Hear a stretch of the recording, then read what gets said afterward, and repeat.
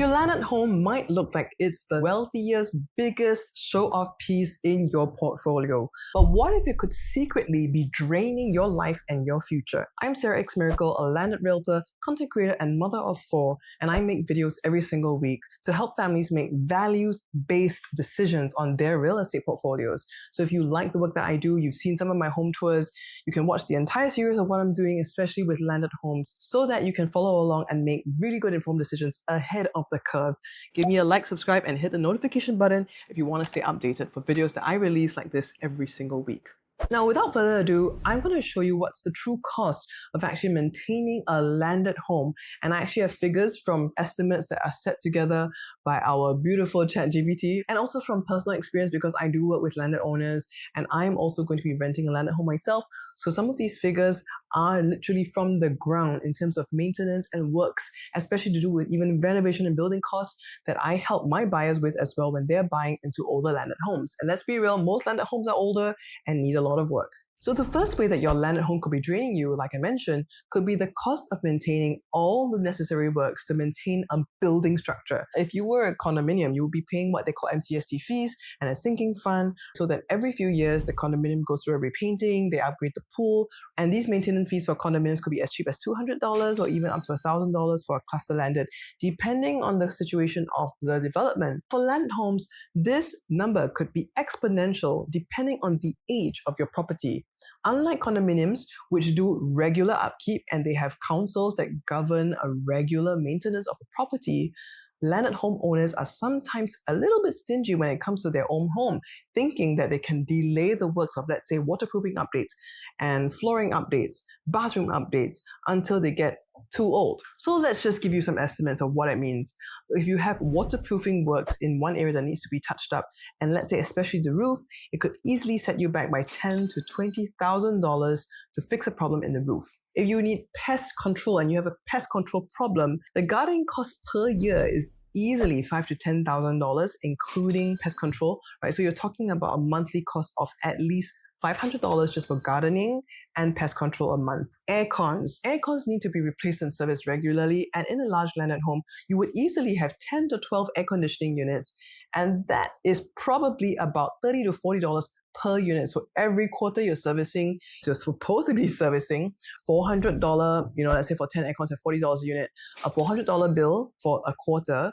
And every year it's at least $1,600. Now, if something breaks down, you need to top up gas, or you need to change the unit. A one-time cost of replacing like a condenser system could easily be $5,000 to $6,000 for a system 2, right? Where we have 2 units. And then let's talk about painting. And why painting is essential for upkeep is because sometimes there are cracks, sometimes we have leaks, sometimes there is mold. Mold remediation is something that a lot of owners like to overlook. They keep repainting over the mold, thinking it will go away, but you can't. You actually have to kill the mold before you repaint over it. So that paint job and the mold remediation could be easily $5,000 to $10,000 for the whole landed home, because it may have affected many different areas of the home.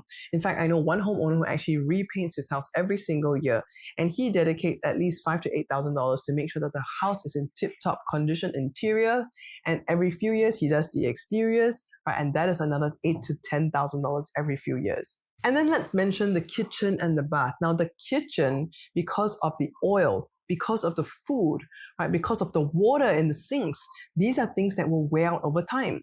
Even in my own house, right, we had portions of the kitchen that started having leakage. It went to the bottom. We had to look at what it was fixing underneath the sink, right? And my house isn't even that old. So can you imagine a house that is 20, 30 years old?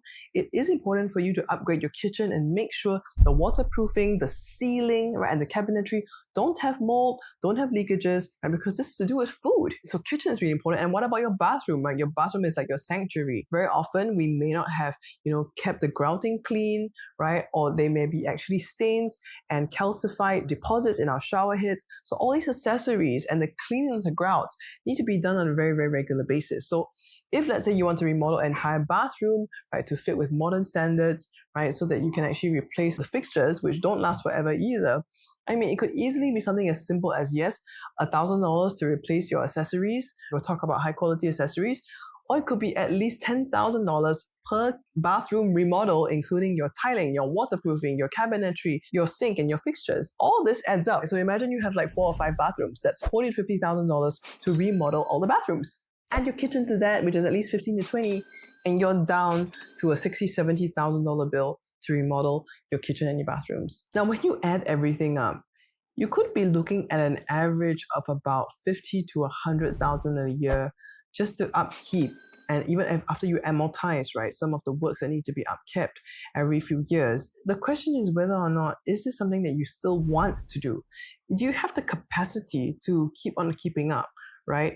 But you see, if you don't, right, let's say you want to leave the place older, you don't mind having rotting cupboards, you don't mind having some leakages in the house, right? This will actually affect the quality of life, right? Mold, especially, has been proven to affect the quality of life. And that's why we have a lot of air purifiers advertising that they actually get rid of mold. But if mold is inside your house because of the usage, because of worn cabinetry, right, because of lack of maintenance, of actually remediating and repainting your house, then that is something that's going to affect your health. Is that worthwhile? Let's not talk about any of these external or like maintenance required things, and talk about the toll it might take on you, on your physical health, to live in a house without a lift. Now, most landed houses that were built before 2000s do not have lifts because that was not the trend. And in fact, lifts were going to be very, very expensive before new technology came in. And many old folks can't walk the stairs because they have issues with their knees. Now, knee replacements do not always work. The surgeries are not always successful. And not only that, stairs are also a fall hazard. Where I personally met a lady who told me that she wants to sell her house and her husband can't even do the stairs. She doesn't like the stairs either because she's fallen down. But her husband now sleeps at the ground floor bedroom. She sleeps upstairs, but she always has a constant fear of falling.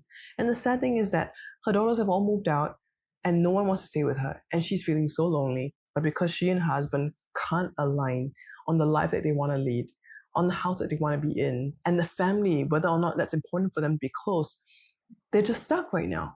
And she feels so stuck. My heart goes out to someone like her because the stairs and the situation of the house, the layout, is not ideal. And the house itself hasn't been upgraded for 30, 40 years.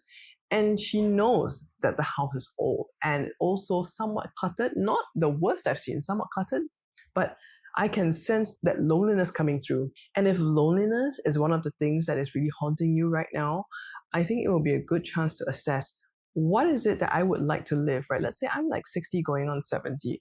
What is the kind of life I want to live in the last, 20, 30 years of my life, assuming you can stay up to 90, right? Do I want to be struggling with stairs? Do I want to feel like the house is actually amplifying my loneliness because no one is there and all I'm left with is the memory of my children's stuff that they've left behind and is cluttering my house because they don't want to get rid of it, right? Because they just conveniently left it behind.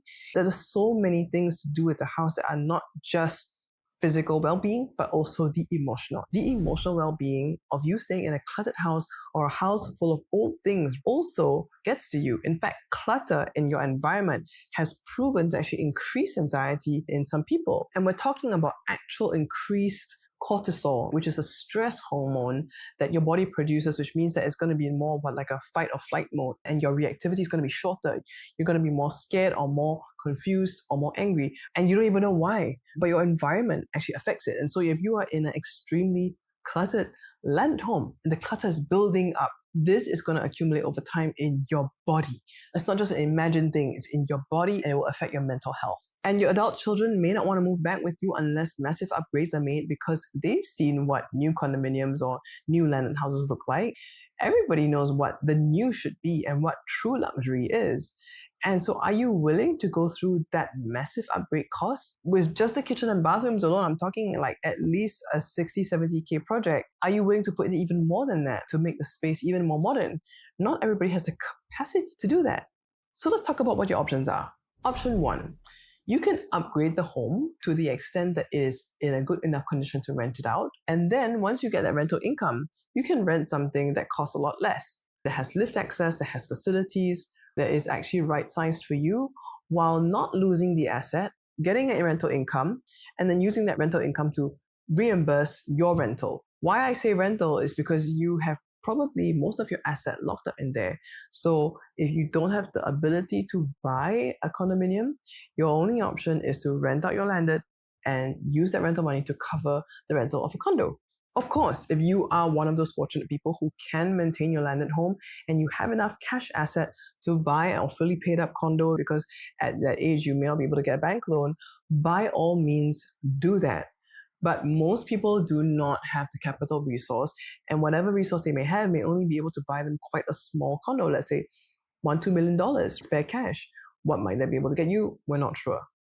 Whereas option 2, if you sold this property and right-sized to let's say a large condominium that could be about $3-4 million, talking about a 3+30 or a 4-bedroom, you still get to enjoy a very high quality of life and have a never-ending retirement fund, which I spoke about in my last week video. So please go look at that if you haven't yet, or if you came here from that video, well, have a think about it, because it could be the answer for you to solve some of the problems that you have in terms of having the chance to declutter your life, simplify your routine and simplify your approach to life and your belongings. Go into a space where your grandchildren will love to come and visit you because of the facilities. And even more so, you might even be able to work a deal to stay with one of your children if loneliness is bugging you, right? Because you can perhaps contribute some money towards a larger condominium format where they have facilities, it'll be near to schools, right, for the grandchildren, and you can be a help to them. I think that would be so amazing. Now, option 3, which is the most aggressive option and most out there option, is to release your landed home so that you have the cash. Take only a portion of the cash, put aside the rest for your investment never-ending retirement fund, which should be about $3-4 million, and put the remaining $3-4 million or whatever you are willing to pool it together with your children to really look into a multi-generational home. That may not need to be a landed, but it could be a landed. It could be just a very large condo, which has a master and a junior master where you get to be a part of it. So I've seen that as well with many families where they have a 4-bedroom format, parents staying on the junior master, the family, then 3 kids. Or it could be a newer landed home, but a smaller one, even though the land might be smaller, but it has a lift and maybe a pool. So a newer build that you could pool money together with the children depending on their financial capability, so that you could all live properly in a multi-generational home that they will be happy to call home, and that you'll be happy to contribute to. Your options are not just stuck in your original landed asset. You could move into a newer landed asset, combine your finances with your children, and still set aside a never-ending retirement fund so that you can actually both have that never-ending retirement fund. That means that you can be free to do what you would like, helping take care of your children. You could be going on holidays. You could be doing ministry for your church, and then still stay connected with your family. So this is the most aggressive option, right, I can think of. And it also, there's a lot of communication on staying together in a multi-generational format. But I have seen the benefit of older people taking care of younger grandchildren, and I highly support it. And even myself, I'm super grateful for my parents and parents-in-law when they come in and help out with the children. So have a thought about that. There are many, many things to consider. One last point about how your landed home might be draining you in ways you don't even understand is if you have an outstanding mortgage that has not been paid up. For example, if you still have a $2 million loan and 15 years left on it, if you amortize that over 15 years at 3.5%, that's $14,000 a month, which means that at least one of you might still need to be working. And when you think about it, the home that you have a $2 million mortgage on is probably worth about $8 million or $9 million now. That really doesn't make sense, because even after you pay off the mortgage, you still get a $3-4 million condo and still have $2-3 million left over for you to play with. In fact, I have a friend who still had a $2 million loan on an $18 million house, meaning that his valuation is $18 million, but because of his $2 million mortgage, that means that he has to work still to earn that $14,000 every single month, where his kids are already grown up, where he should be enjoying life, but because of the mortgages, he still feels that he has to work. Of course, it is difficult to let go of such a large property and such a large house, and therefore, in my next video, I'm going to be talking to you about how to have emotional closure with your landed home, because I recognize in many of my clients that it is really not about a transaction at all, but really about the purpose of your next season, and really about also coming to terms with letting go of something that has been such a beautiful part, right, and a very, very big part of your life that holds so many memories. And I want to help you achieve that by going through step by step, using a framework that I've learned from what we call a grief recovery workbook, this framework that I've learned. And I hope that it will help you, because I know that many of you are still stuck and wondering what you should do next. And it starts, first of all, with having that emotional closure with your current home. So if you like that, I hope you stay subscribed. You hit the notification button, give us a like. You can follow us as well on my other social media I'm Sarah X Miracle, tenant realtor, content creator, and mother of four, and I hope to see you next week.